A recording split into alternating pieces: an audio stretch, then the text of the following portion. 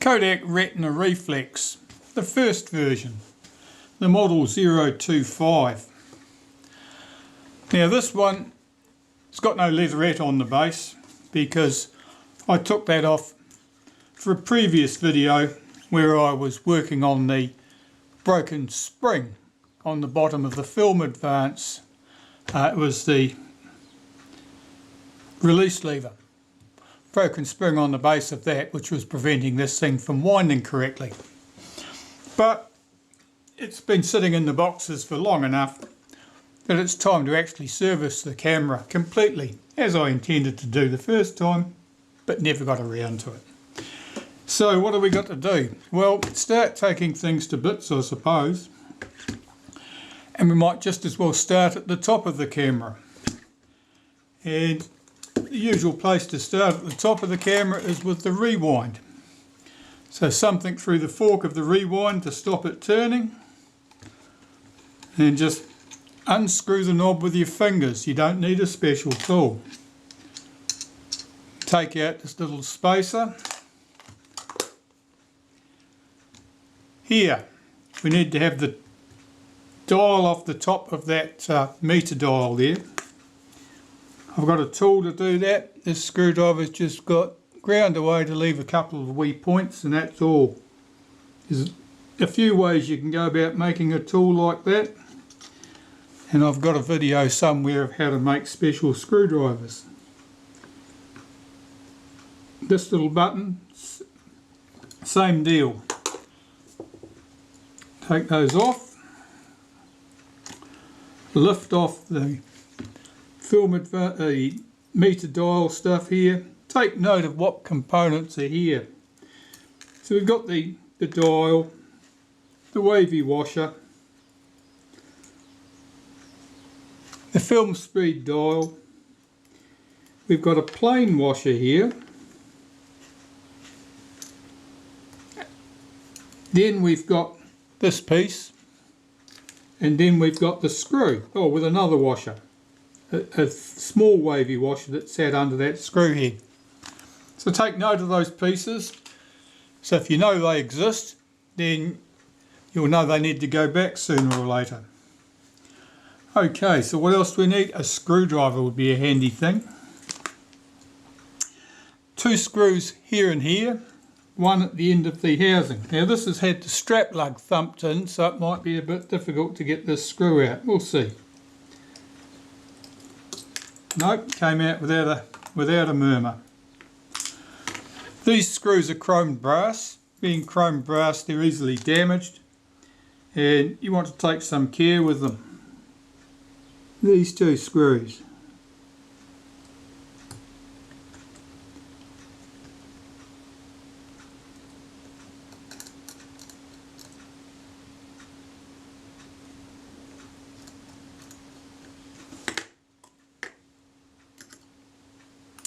I'm just putting all these loose parts in a container so I know where I can find them later. Now, to take the top cover off, plant your finger firmly on the top of the meter so it doesn't lift off with the top cover, and wriggle the top cover off.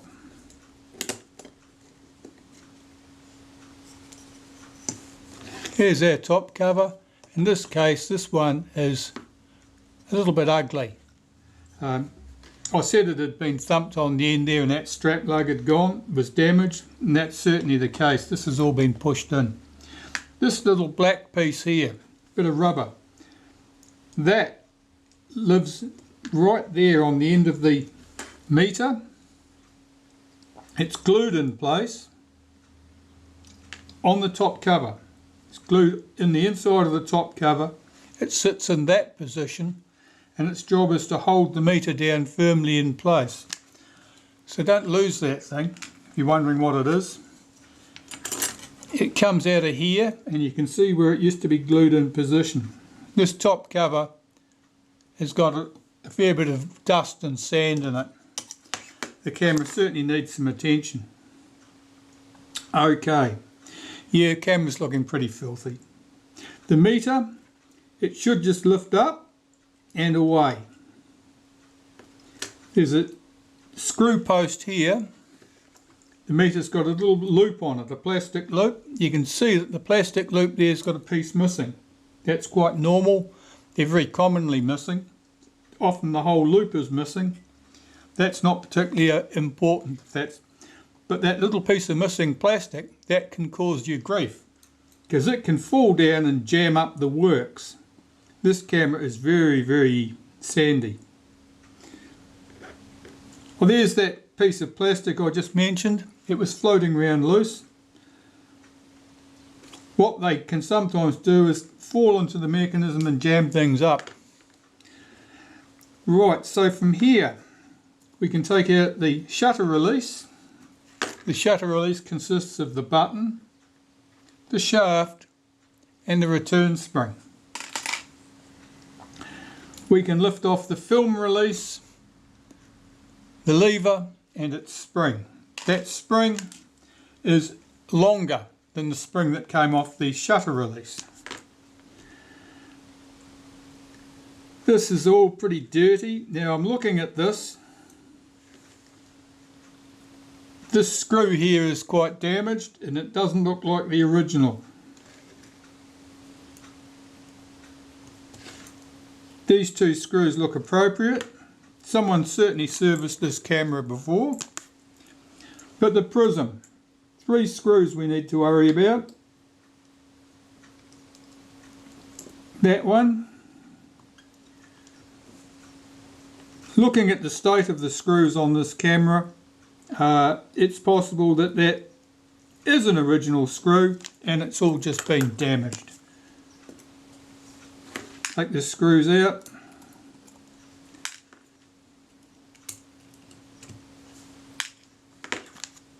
The prism should just lift out.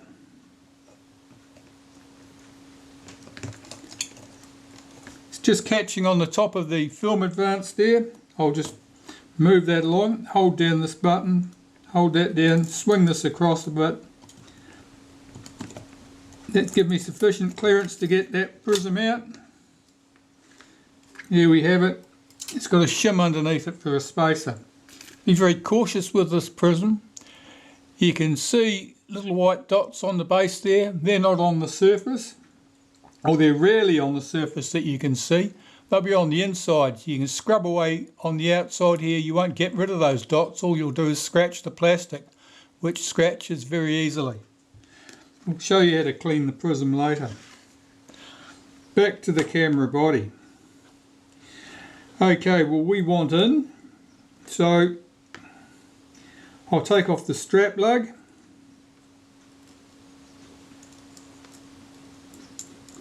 Two screws.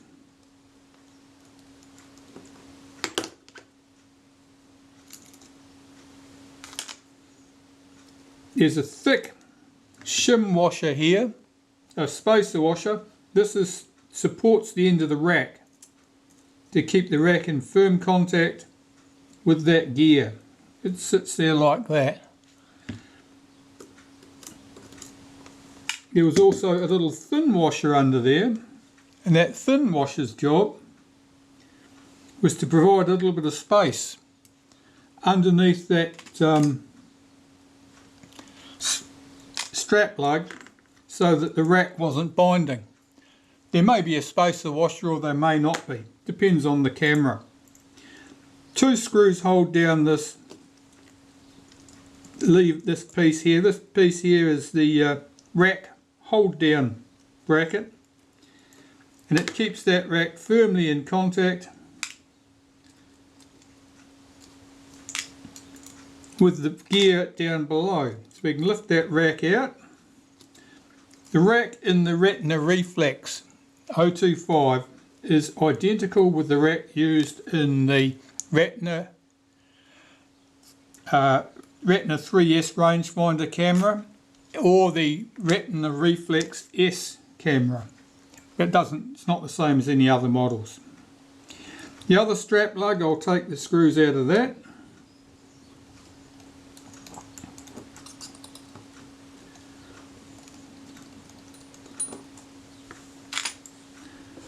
We've got 1, 2, 3 screws hold this chrome trim down.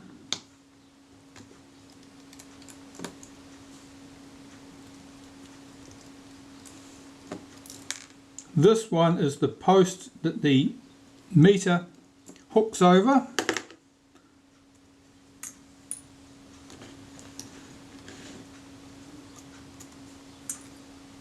Now chrome trim can come off. That's pretty grimy, that'll certainly need to be cleaned. Okay, so far so good. Now this stud here should have been tight, but it's not. That supports the top housing at this point. You can take out the rewind here. 2 screws hold that to the top of the casting.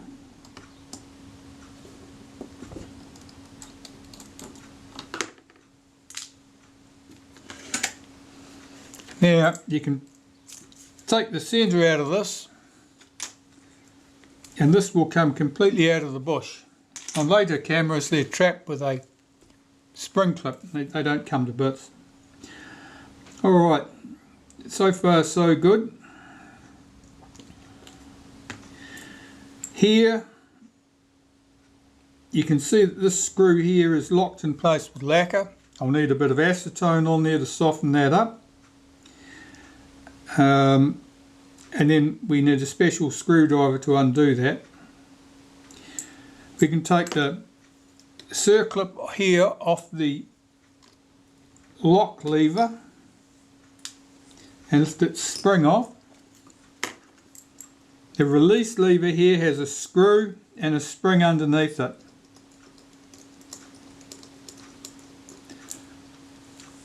Those 2 springs that we've just removed weren't identical. The one on the lock lever here is much lighter. Right, some acetone I think. Now if you're playing with acetone, be very cautious, because if you get it on the leatherettes it will ruin them. And it doesn't do wonderful things for paint either. Which is why I'm using it to get rid of this red paint or lacquer that's been used here to lock that screw. That's a bit of an excessive amount there. You don't, when you're using lacquer to lock a screw, you only need a very minimal amount. Typically when I'm doing locking that particular screw, I'll just put 2 dots in there. 1 in each of those little notches. Now this screw looks to me like it's mutilated. What's happened there is that some bright spark has over tightened that, and as a result it's starting to come apart. You can see the shaft is pulled down here. Effectively these sides have been pushed up by being screwed down tight into the top of the camera, top of the shaft. So another special screwdriver, just got a couple of notches left on there.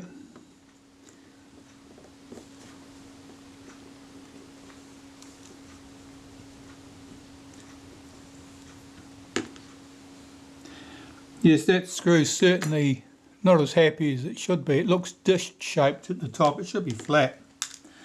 It's been over tightened.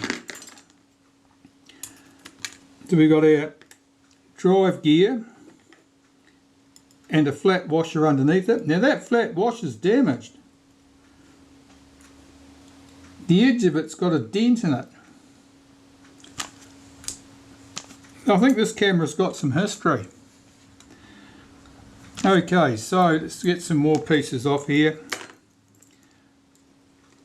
This piece, this is a little drive dog, if you like, that drives this other piece around. And this is all very dirty and greasy. Here's the piece that it drives. There's the spring that pushes it out of engagement. So we can take the top off here.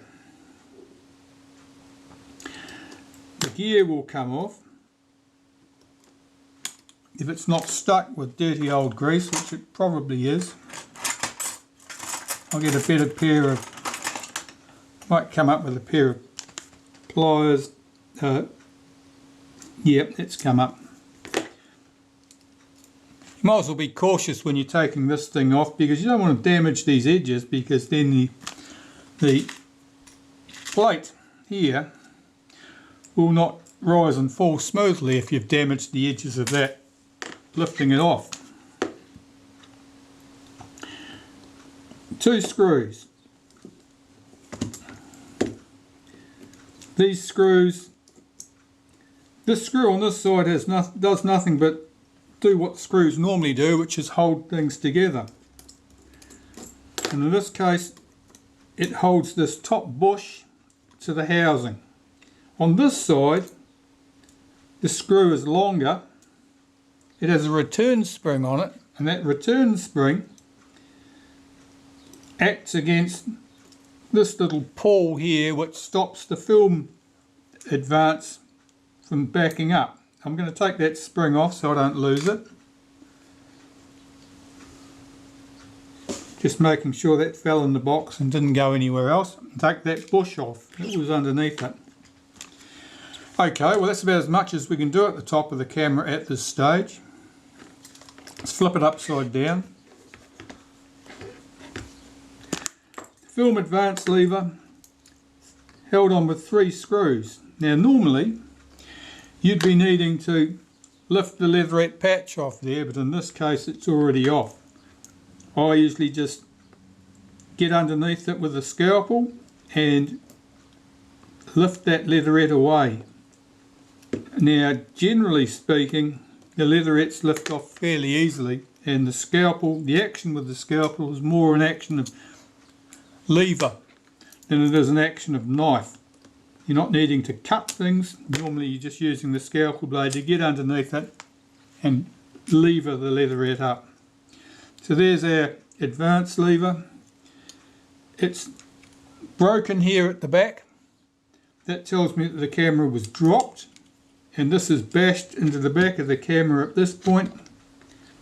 Broken that away, and it's lost its rubber buff here. This little rubber pad on there that acts as a shock absorber, that's gone. This catch here, we've got to take this cover off. 2 little screws, they hold the surround down. Now this is the back catch cover. The back catch cover. It covers the back catch lever here.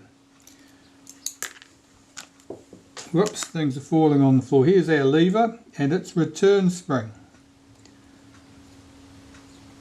Don't lose that little return spring. It's very fine. Here's our lever. The chrome trim on the base here, about 7 screws from memory.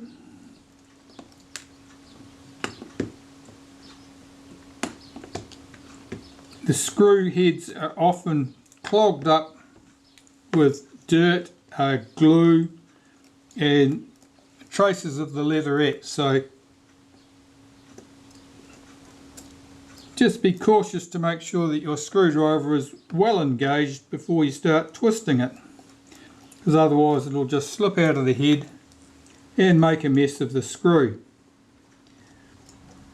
Which is not the end of the world because it's all covered by leatherette. But it's good practice not to damage stuff.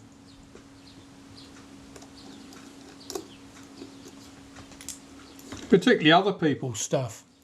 Alright, so there's our chrome trim. You can see it's uniformly filthy. It's not too flash at the back. There's a little patch of corrosion and probably a dent where that advance lever bit into it. We can lift out our lock lever because we've removed the screw and the spring from the top, or the clip and the spring. Here is our release lever. The release lever has a spring on the tip of it, and in this particular camera I use this to demonstrate the problem and the solution to a camera with a broken spring on the release lever. And take care with that spring. It's easily lost and it's easily damaged. Okay, let's see what we've got after this to get out of. Well, normally at this stage I'll just take the tripod socket off the camera. The screws are quite commonly loose. They're not loose in this case, but they're not tight. What happens with these tripod sockets is that if the screws are even vaguely loose, people will put their camera on the tripod. It might not feel particularly secure, so they tighten up the nut on the bottom of it a bit more, and it still doesn't feel particularly secure, so they really put some muscle into it. And what they end up doing, of course, is they end up stretching the hell out of the screws that held the bush to the bottom of the camera, and it's even worse after they've tightened it up than before they started. This rewind button, we want that off the camera. I've got a pair of pliers that I've made for dealing with that. I'll show you it, and I'll show you a tool I used to use and the sort of thing that you can use. I've got this wonderful pair of pliers. You can see it's got a little hole in the end of the jaws. This was a cheap pair of needle nose pliers. Cheap ones are good because the steel's soft. All I did was cut the tip off with a grinder, stick it in the vise, centre punch between the jaws, ran a small drill bit down there, then a larger drill bit to give me the diameter of the rewind button. Makes a wonderful tool for getting the rewind button off. So I just hold my thumb on the sprocket, and that just broke away very easily. Now, assuming you don't have a tool like this, look around in the shed for something like this. This is a pair of pliers for doing crimp lugs. You can see it's just got little rounded jaws here at the front, probably for doing insulated terminals. But this is also good because they're nice and round, and you can grab that without scarring it and get the button loose. Now the button is only brass, chromed brass. We've got three pieces here. We've got the big thick washer, that's essential, don't lose it. We've got a return spring here on the button, and the return spring here is stuck to the button, and I very strongly suspect that's not an original spring. That's a ring-in, that's not original. The original ones are shiny and silver looking. The button, chrome brass, see how it's reduced to a little end here where it screws in. If it's been mutilated, over tightened, they just shear off there. This one, the threads look a little bit misshapen. It's probably had a hard life. It won't have had a hard life in use. It's had a hard life during its service. Right, the sprocket here. There's a screw at this point in one of those two slots that couples the sprocket to the sprocket shaft. So I'll get that screw out. We can push this shaft up, it should come up from the base. And it'll lift that out of the camera. That's our sprocket shaft. The sprocket will now lift out of the camera body, and there's usually not much needs to be done to those. The take-up spool down here. What else have we got? We've got this thing, this little lever here, and the spring is off that. That's the rewind button, the lock for the rewind button. That spring is normally hooked over here. See if I can do it. These aren't my favourite tweezers. Where's my good tweezers? This one. That spring is normally hooked over at this point. See if I can get onto it. Yeah, like that. So that lever is normally sprung loaded. But the spring had come off its perch at that point. I'll just unhook it, take the screw out,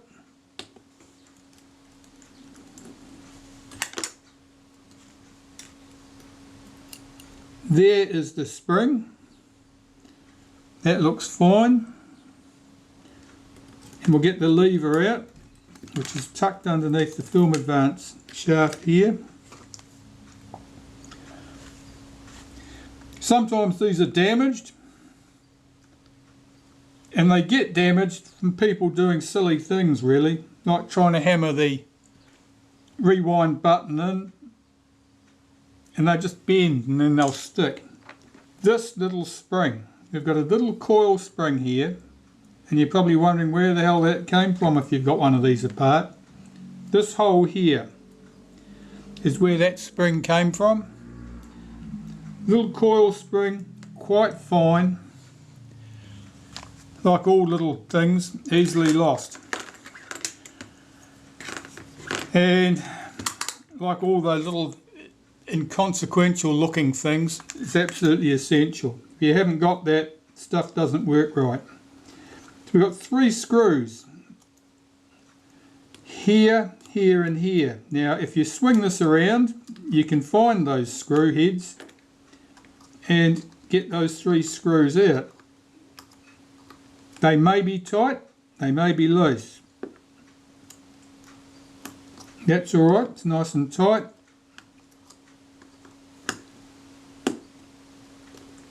So was that one.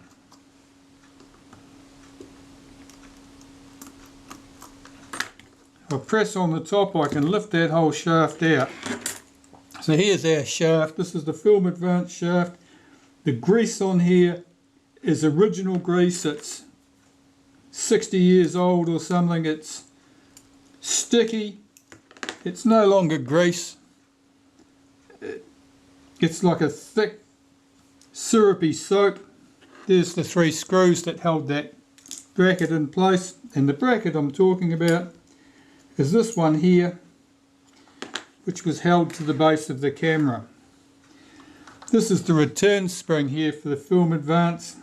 So normally it's wound up by the film advance and then swings it back. But because this is so sticky with filthy old dried out grease, it doesn't move very smoothly. From the back of the camera we can take out our take-up spool. There is a film chip. Film chips are leftovers typically from when someone was doing a lousy job of loading their film or rewinding it. Metal bush into this plastic spool. Excuse me. Here is the bush from the top of the film advance. It was sitting in here in the body, and it fell out as soon as I'd removed the shaft. Just checking to make sure all the teeth are present on those gears. The grease is thick and sticky, and this is the clutch. And the clutch's job is to provide some controlled slippage on the take-up spool. With retinas like this, and earlier models like the 3C series or the 1 and 2A series, the film is driven and metered by the sprocket shaft.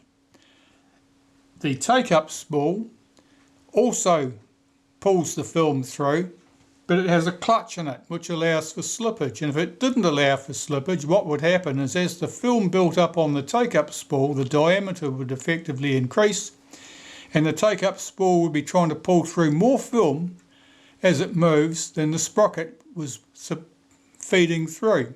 And then the sprocket holes would get ripped out of the film and everything would turn to custard. So you need controlled slippage, and this spring clutch is what provides it. So there's slippage on the spool, but the sprocket is driven, and it's driven by the film advance mechanism, and it moves exactly the same number of sprocket holes every time the film advance is swung. So we've got those pieces out, and with that we've got all the film advance stuff out of the camera body. Next, right, we're going to get into the shutter part next. Now, you can take this off in stages, or you can take it all off in one piece. It is possible to remove the shutter from one of these cameras and service just the shutter and put it back on the camera body. Unlike the Retina Reflex S 3 or 4, where you do have to lift the whole lot off. It's usually not worth the trouble, because a lot of the works of the shutter, if you like, are at the back. There's a ring here at the back which is driven, and a little lever here which captures it part way through its action. Now those components are usually dirty and sticky, and they need to move very freely, so it's not usually a winning move to just service the shutter and leave the body intact. You're best to bite the bullet and take the whole front off the camera and then deal with your shutter. But let's have a go at this. We'll see what we can do about lifting this shutter off the front of the camera, so that if you wanted to do something unwise or risky, you could have a go. So I'm going to take off the single screw holds this knob in place, the focus knob. There's a screw here which holds the focus scale in place on the focus scale ring, and I'll just see if that will lift out of its slot for me. These are often sticky. They're often stuck in place with dried grease. Okay, so we've got a chromed ring here which is sitting in place at this point, and we want that out to expose the screws that are behind it. Well, there's typically a hole in the ring here. Yes, there is. This ring, there are 4 screw holes through it, and there's 1 extra hole, and I can see that it's round here at this point. Now what I want is a paper clip or something to poke up through that hole and lift this ring out of that groove, so that we can get to the screws I want to get out. I'll find a paper clip. Okay, here's a paper clip ready to be mutilated. So I'm going to turn the tip of that up.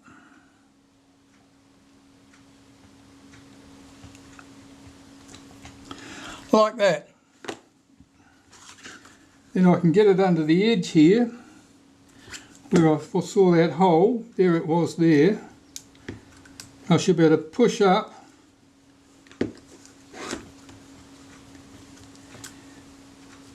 and get that ring loose. Well, I should be able to.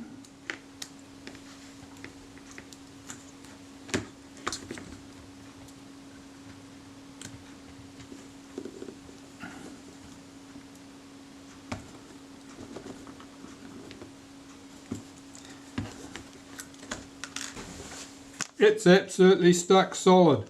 I'm just going to put a couple of drops of naphtha down here, because that will be stuck in place with dirt and dried grease. And I'll get my mutilated paper clip back and have another go.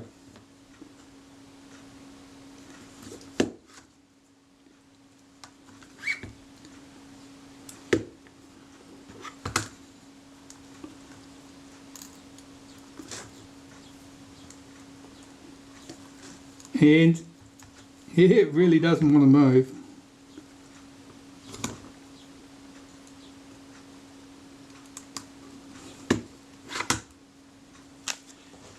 Alright, well, I might abandon that attempt and we'll just take the front off the camera and deal with that other thing later. So I'll take my scalpel and work on these leatherettes. Now the leatherettes are often fairly loose. This has got a sort of a greasy, gummy feel to it. Basically that will be adhesive, and it'll be skin oils that have just have been absorbed by that leatherette over time, and breakdown products of the adhesive too probably. So here I'm carefully sliding my scalpel underneath, and don't just fold it back because you'll crack that leatherette. Just work at it gradually. You can see it coming away.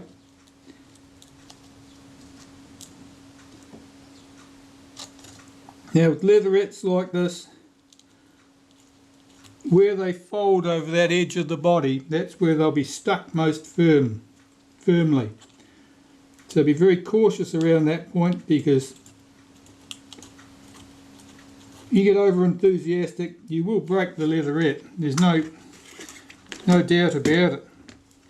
Which isn't the end of the world, but it's, you know, it's one of those things that's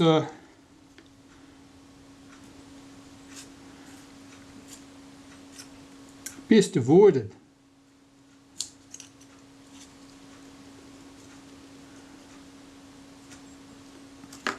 Okay, so there's our leatherette off. You can see the remains of that adhesive. It's thick and it's dirty and it's gooey. That is not the original adhesive. At the other end of the camera, the other side of the front here, we've got to get this leatherette up. Now going where this passes apart over that flash contact, that's always awkward, and it's awkward because leatherette shrinks over time. So that leatherette is closed up on that fixed fitting, and it won't want to come off it very easily. So I'm just working my scalpel underneath the leatherette here. You can hear it's almost silent as I lever that leatherette off. If the glue is dry and brittle, you'll hear cracking sounds as you lift the leatherette, but this is almost silent. The leatherette, the adhesive is like, it's gummy. It's gummy rather than brittle. Okay, so that's off, and I can work my scalpel along here. Now take your time getting leatherettes off. You will not get new replacement leatherettes. Well, I say that, I've got a few. They're very hard to come by, and it's almost impossible to find a full set. You can get aftermarket leatherettes for a lot of models. They're not the same. They won't have the embossing on them. They won't look quite the same. Anyway, the leatherette's off. The front of the camera here is held on with 4 screws. 1, 2, 3, and there's a 4th one here hiding underneath that filthy adhesive.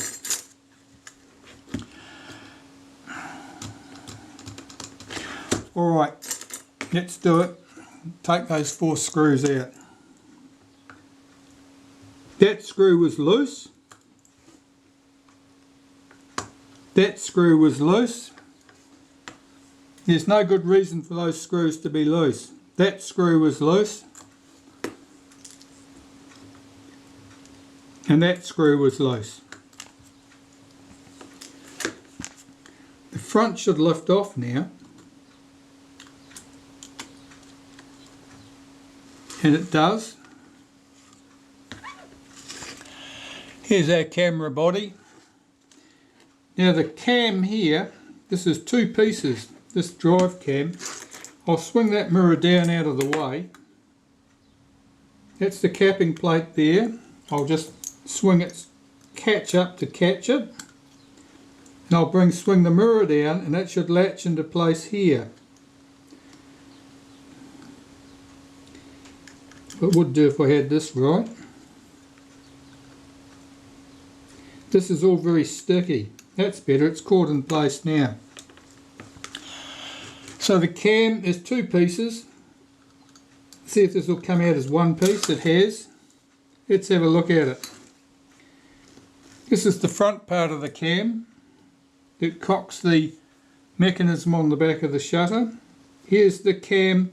These 2 sections of the cam control the capping plate and the mirror.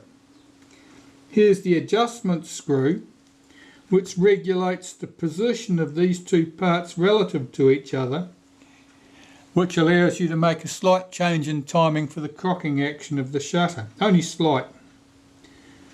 This is all very sticky and filthy. Here in the camera, what can we see? Well, there's the mirror. That's a surface silvered mirror. You can clean that with virtually nothing. I'll blow that away, blow any dust and rubbish away. I've got other things I might try, but light marks on that mirror won't affect your image in the finder at all, really. If it's really greasy, it would. You'd end up with a cloudy looking to your finder.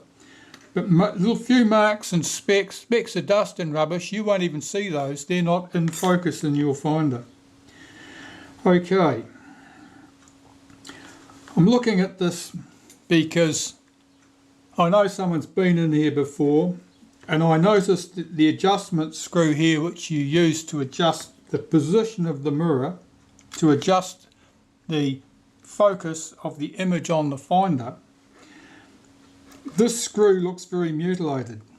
It's broken away at one end, which means that someone's tried to back it out further than it wanted to move, probably. The lever here that catches our mirror in position, that's bent. It's been damaged. Something's happened to that. Someone's bent it, I think, trying to get things back in position. So this is not a wonderful example to work on, but it, it does work. All the other bits and pieces worked, and we know that the camera worked. The camera worked when I took it apart. It didn't work. This lever here is bent. You might be able to see that this lever's bent out of shape. It should be straight up and down, and obviously it's got to swing off to the top there. That I'll have to straighten up. That lever holds our cam here in the latched position, and obviously it's not going to do a wonderful job like that. Okay, so far so good. I've got a huge pile of dirty, greasy, sticky parts here now, and I'm just thinking about what I should take out next. I'm going to put the shutter to one side, deal with the body first.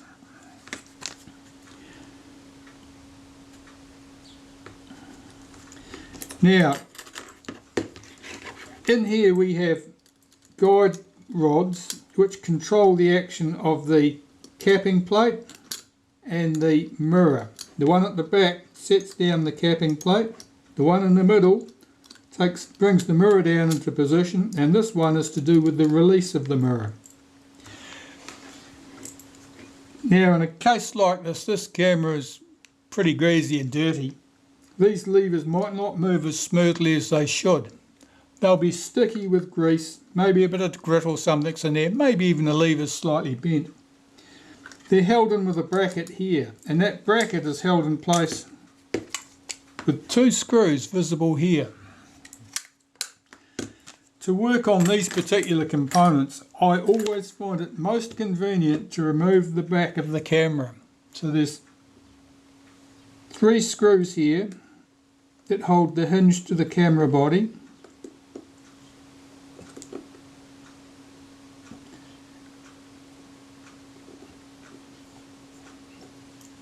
And the screws, the heads are clogged with adhesive, dirt and possibly scraps of leatherette.